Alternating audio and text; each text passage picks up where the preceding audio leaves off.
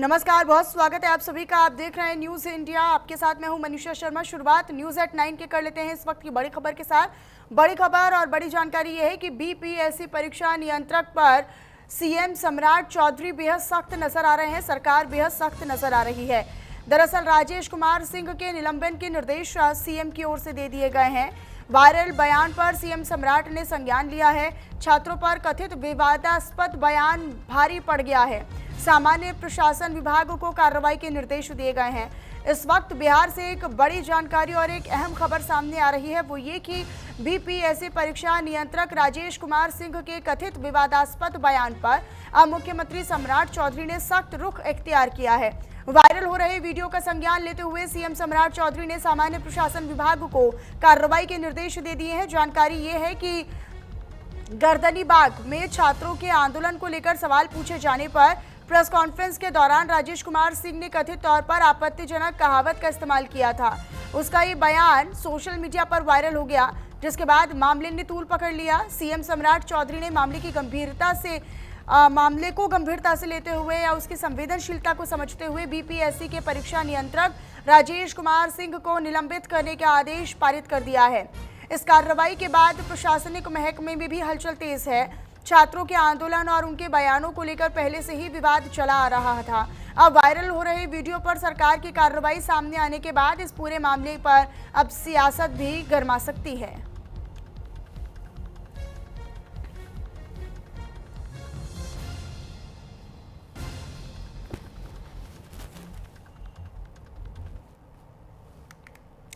और अब बात हॉर्मुज को लेकर कर लेते हैं। दरअसल हॉर्मुज स्ट्रेट को लेकर ईरान और अमेरिका दोनों के बीच तनाव अब समुद्री रास्ते से आगे बढ़कर आर्थिक मोर्चे तक पहुंच चुका है। ईरानी संसद ने हॉर्मुज से गुजरने वाले जहाजों से टैक्स लेने के प्रस्ताव को मंजूरी भी दे दी है। तो वहीं अब अमेरिका ने ईरान के खिलाफ आर्थिक दबाव और बढ़ाने की बात कही है। दूसरी ओर तेहरान ने खाड़ी देशों को चेतावनी दे दी है, अल्टीमेटम दे दिया है कि अगर उन्होंने अमेरिकी प्रतिबंधों का साथ दिया तो फिर उन्हें दुश्मन माना जाएगा। एक रिपोर्ट आपको दिखा देते हैं।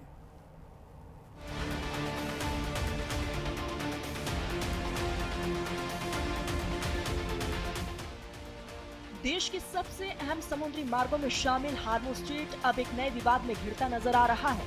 ईरान के संसद ने यहां से गुजरने वाले उन जहाजों से टैक्स लेने के प्रस्ताव को मंजूरी दी है, जिन्हें ईरान की ओर से इस समुद्री मार्ग से गुजरने की अनुमति दी जाएगी। ईरान के मुताबिक इन सेवाओं में जहाजों की सुरक्षा, समुद्री सहायता और इंश्योरेंस जैसी सुविधाएं शामिल होंगी। इसके अलावा पर्यावरण से जुड़ी सेवाएं भी उपलब्ध कराने की बात कही गई है। खास परिस्थितियों में जहाजों को ईंधन उपलब्ध कराने का विकल्प भी रखा गया है। सबसे खास बात यह है कि इस टैक्स का पेमेंट ईरानी रियाल में किया जा सकेगा। इसके अलावा ईरान की ओर से स्वीकार की जाने वाली किसी दूसरी करेंसी में भी भुगतान लिया जा सकता है। इसका मतलब यह है कि हॉर्मुज से गुजरने वाले जहाजों के लिए ईरान अब समुद्री रास्तों को एक ऐसी व्यवस्था के तौर पर पेश कर रहा है, जहां गुजरने की अनुमति के साथ कई तरह की सेवाओं के लिए शुल्क लिया जाएगा।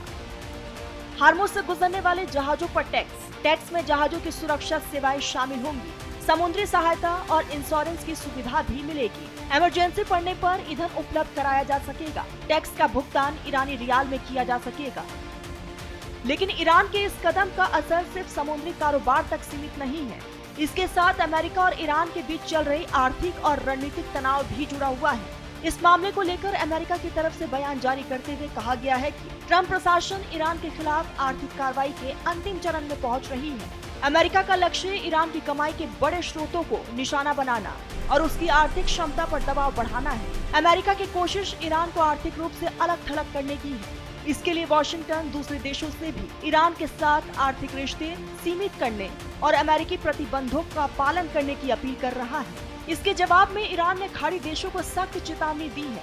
ईरान के राष्ट्र सुरक्षा प्रमुख मोहसिन रेजाई ने कहा है कि जो देश अमेरिकी आर्थिक कार्रवाई में साथ देंगे, उन्हें ईरान दुश्मन के तौर पर देखेगा। इस चेतावनी ने खाड़ी क्षेत्र में पहले से मौजूद तनाव को और बढ़ा दिया है। इस पूरे विवाद में हॉर्मुज स्ट्रेट इसलिए बेहद महत्वपूर्ण है क्योंकि ये फारस की खाड़ी को ओमान की खाड़ी और आगे अरब सागर से जोड़ता है। इसके साथ दुनिया के तेल और गैस कारोबार के लिए ये सबसे अहम समुद्री रास्तों में से एक है। अमेरिका और ईरान के बीच तनाव बढ़ने के बाद हॉर्मुज से गुजरने वाले जहाजों के रास्तों को लेकर भी चर्चा तेज हुई है। एक रास्ता ईरान के तट के करीब उत्तरी हिस्से में है। ये लारक और किश्म द्वीपों के आसपास गुजरता है और ईरानी बंदरगाहों और तेल टर्मिनलों के नजदीक पड़ता है। दूसरा रास्ता ओमान की तरफ दक्षिणी हिस्से में है। ये ईरानी तट से दूर है और अमेरिका इसी दिशा से जहाजों की आवाजाही पर जोर देता रहा है।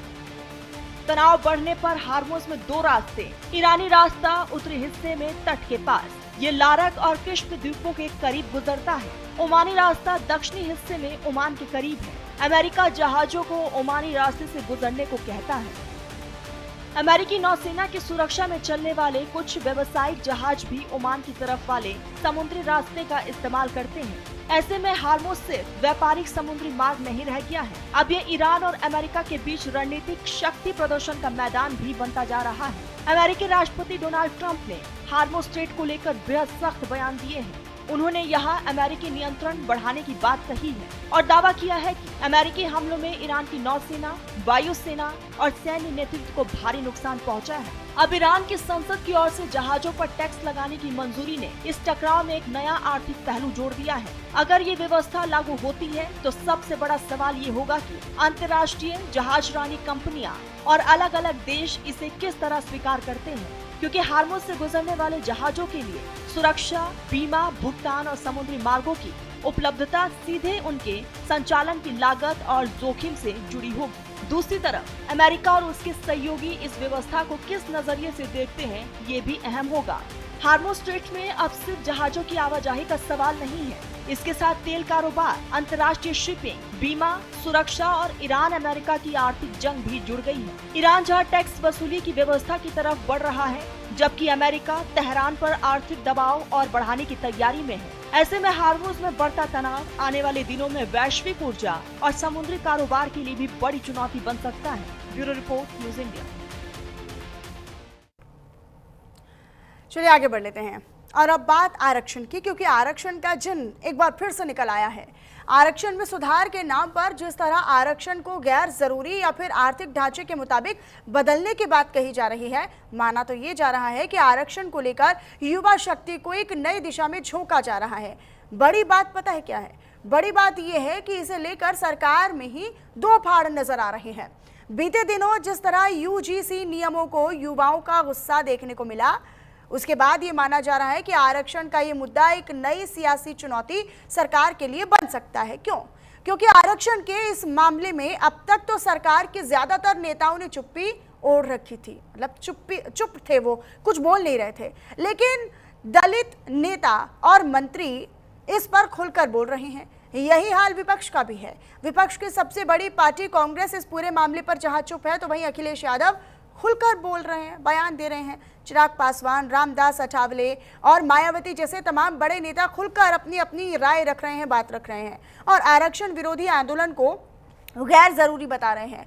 तो वहीं आरक्षण के खिलाफ आवाज उठाने वालों का तर्क ये है कि आर्थिक आधार पर आरक्षण SC, ST या फिर OBC की तर्ज पर दिया जाना चाहिए, नहीं तो सरकार आरक्षण का लाभ ले चुके लोगों को क्रीमी लेयर के दायरे में लाकर इसे और बाहर करे। तो कुल मिलाकर ये बहस सोशल मीडिया से निकलकर अब मीडिया की सुर्खियों में भी आ गई है। लेकिन इसका हल क्या है, इसका समाधान क्या है, ये किसी के पास अभी इसको लेकर कोई जवाब नहीं है। स्पष्ट तौर पर सवाल यही है कि क्या न्यू इंडिया या नए भारत में आरक्षण एक बड़ा मुद्दा बनने जा रहा है। एक रिपोर्ट आपको दिखाते हैं।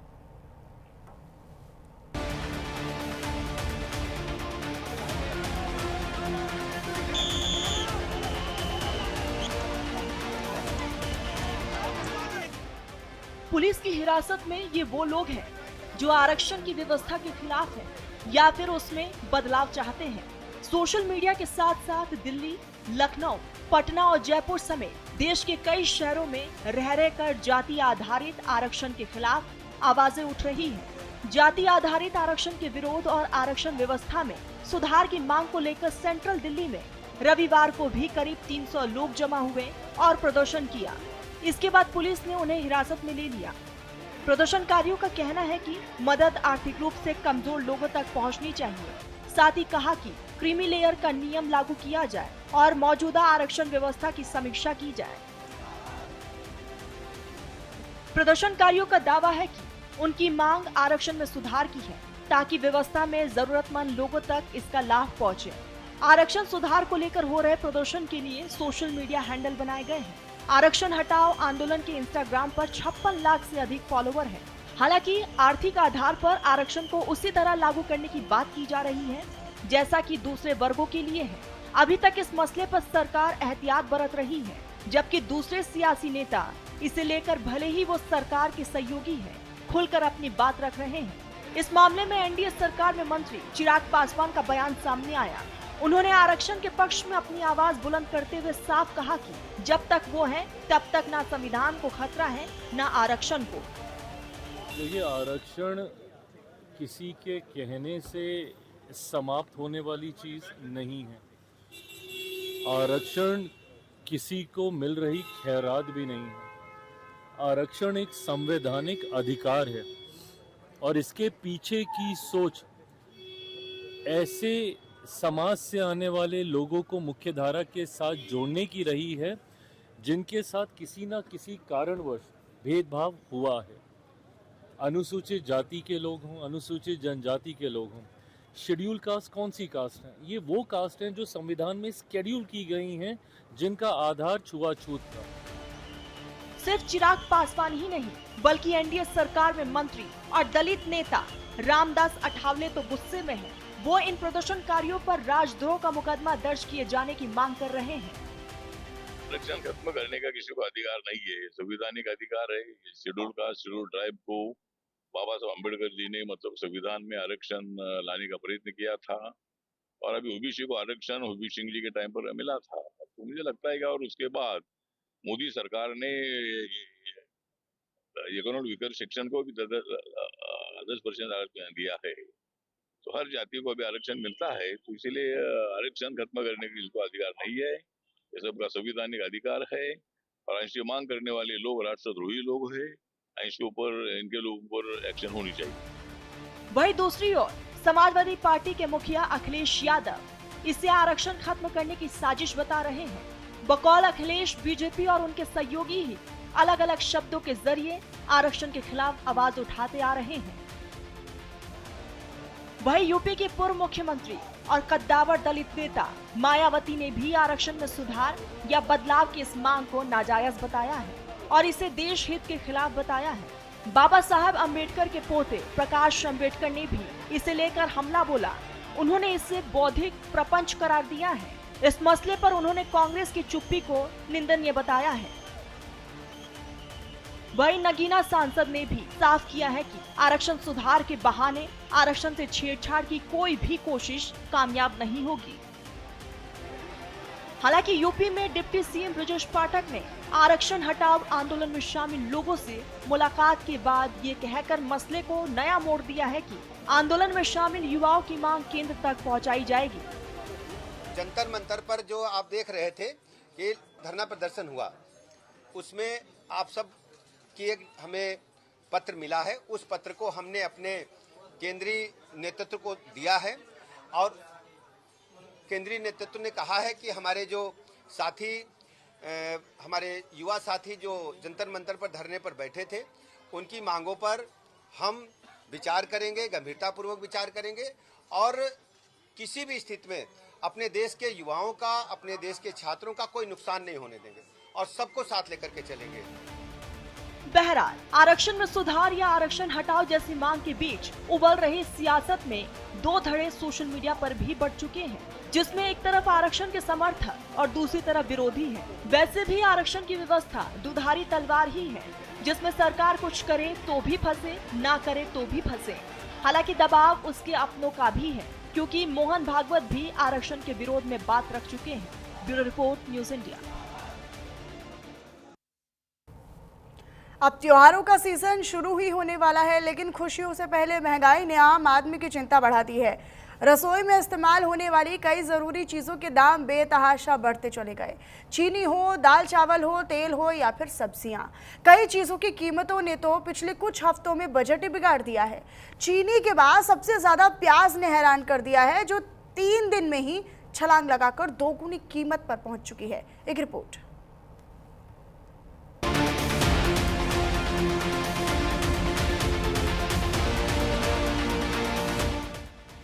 चीनी 45 रुपए किलो से बढ़कर 70 रुपए किलो, अरहर की दाल 120 से 150 रुपए किलो, तेल 160 से 190 रुपए लीटर, प्याज में 30 से 60 रुपए प्रति किलो की तगड़ी छलांग और मिठाई में इस्तेमाल होने वाले काजू 1000 रुपए से सीधा 1500 रुपए किलो पहुंच गए। बेतहाशा महंगाई ने आम आदमी का बजट बिगाड़ दिया है। त्योहारी सीजन में घर का खर्च वैसे ही बढ़ जाता है, ऊपर से रोजमर्रा के सामान की बढ़ती कीमतों ने बजट का हिसाब बिगाड़ दिया। चीनी से शुरू करें तो 21 जुलाई को इसकी औसत खुदरा कीमत करीब 45 रुपए किलो थी। 10 दिन बाद यानी 31 जुलाई को कीमत बढ़कर 50 रुपए किलो हो गई और 21 अगस्त तक चीनी 65 रुपए किलो तक पहुंच गई, यानी करीब एक महीने में सीधे 20 रुपए किलो की बढ़ोतरी। लेकिन महंगाई सिर्फ चीनी तक सीमित नहीं। 5 जुलाई से 21 अगस्त के बीच अच्छा चावल 90 रुपए से बढ़कर 110 रुपए किलो पार हो गया। इसी बीच अरहर की दाल 120 रुपए से 150 रुपए किलो पहुंच गई। सरसों का तेल 160 से बढ़कर 190 रुपए प्रति किलो हो गया और चाय पत्ती की कीमत भी 380 से बढ़कर 456 रुपए किलो हो गई। यानी एक तरफ त्योहारों की खरीदारी बढ़ने वाली है तो वहीं दूसरी तरफ जरूरी राशन भी महंगा हो रहा है। अब बात करें सब्जियों की तो पिछले एक हफ्ते में सबसे बड़ा झटका प्याज ने दिया। एक ही हफ्ते में प्याज 30 रुपए किलो से दोगुनी छलांग लगा चुका है। इतिहास गवाह है कि इसी प्याज ने कई बार सरकारों को उखाड़ फेंका है, इसलिए प्याज को लेकर सरकारें सबसे ज्यादा परेशान रहती हैं। पिछले 3 दिन में प्याज 30 से 60 रुपए को पार कर चुका है, यानी कीमत लगभग दोगुनी। भिंडी, फूल गोभी, लौकी, करेला, अदरक, हरी सब्जियों में भी जेब ढीली करनी पड़ रही है। भिंडी 30 रुपए से बढ़कर 60 रुपए प्रति किलो हो गई है। फूल गोभी 60 से 100 रुपए प्रति किलो पहुंच गई है। लौकी 40 से 70 रुपए किलो, करेला 60 से 80 रुपए किलो। आलू में भी तेजी है, 20 से बढ़कर 25 रुपए किलो। अदरक 240 से 280 रुपए किलो और खीरा 40 से बढ़कर 50 रुपए किलो हो गया। यानी सब्जियों की टोकरी भी पहले के मुकाबले काफी महंगी हो गई है। त्योहारों में मिठाई और ड्राई फ्रूट्स की मांग भी बढ़ती है, लेकिन यहाँ भी कीमतें राहत देती नजर नहीं आ रही। दरअसल काजू 5 जुलाई को करीब 1000 रुपए के आसपास था, जो 21 अगस्त तक 1500 रुपए किलो पहुँच गया, यानी सीधे 1 किलो पर 500 रुपए का उछाल। बादाम 800 से बढ़कर 1100 रुपए किलो हो गया। मतलब त्योहारों में मिठाई के साथ साथ ड्राई फ्रूट्स खरीदने का भी खर्च बढ़ने वाला है। अब सवाल है कि अचानक सब्जियों के दाम क्यों बढ़े? बाजार में कीमतों में तेजी की एक बड़ी वजह लगातार होती बारिश और बाढ़ के कारण सप्लाई प्रभावित होना बताई जा रही है। जब मंडियों तक माल कम पहुंचता है तो सप्लाई घटती है और कीमतों पर दबाव बढ़ जाता है।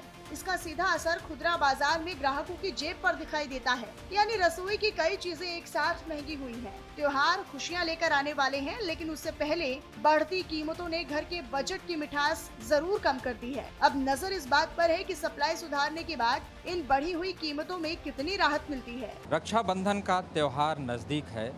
भाई बहन के इस त्योहार में जो रंग प्यार का होता है उसमें कुछ मिठास घोलती हैं ये मिठाइयाँ। इस मिठाई पर ये चांदी के बर की परत तो ज़रूर लगी हुई है, लेकिन इस बार इन मिठाइयों पर एक और परत चढ़ गई है, वो है महंगाई की। महंगाई कैसे? चीनी के दाम पिछले 10 से 15 दिनों के भीतर 12 से 15 रुपए बढ़े हैं। जाहिर सी बात है कि अगर चीनी का दाम बढ़ा है तो चाशनी में जो भी घोली जाती हैं मिठाइयाँ या जिनमें भी चीनी का प्रयोग होता है उनके दाम में भी बढ़ोतरी हुई है। हमने बात की तो पता चला कि लगभग 50 से 60 रुपए किलो या 70 रुपए जिस हिसाब से मिठाइयाँ हैं उस हिसाब से उनके दाम भी बढ़ गए हैं। अब जाहिर सी बात है कि महंगाई बढ़ी है तो ये जो रक्षाबंधन का त्यौहार है, जो मिठास का त्यौहार है, इसमें फीकापन ज़रूर देखने को मिलेगा। लखनऊ से वीडियो जर्नलिस्ट विवेक के साथ मैं आलोक द्विवेदी, न्यूज़ इंडिया के लिए। इधर एक बड़ी जानकारी आप तक साझा करते हैं। योगी सरकार ने बड़ा कदम उठाया है। दरअसल पारदर्शी परीक्षा प्रणाली की दिशा में अहम कदम है। लोअर पीसीएस मुख्य परीक्षा की आंसर की जारी की गई है। यूपी SSSC ने मुख्य परीक्षा जारी की। आंसर की कल हुई थी लोअर पीसीएस की मुख्य परीक्षा और अब आंसर की जारी की गई है। 30 अगस्त तक आयोग की वेबसाइट पर रहेगी आंसर की। उम्मीदवार दर्ज करवा सकेंगे आंसर की पर आपत्तियां। तो ये बड़ी जानकारी आप तक साझा कर रहे हैं। उम्मीदवार अब आंसर की पर अपनी आपत्तियां दर्ज करवा सकते हैं। पारदर्शिता की ओर योगी सरकार ने एक बड़ा कदम उठाया है। योगी सरकार ने बड़ा कदम उठाते हुए दरअसल ये फैसला लिया है कि अब लोअर पीसीएस मुख्य परीक्षा के आंसर की जारी की गई है। पारदर्शी परीक्षा प्रणाली को दर्शाने का और उसके संबंध में एक उदाहरण सेट करने का ये बेहतर तरीका सरकार की ओर से चुना गया।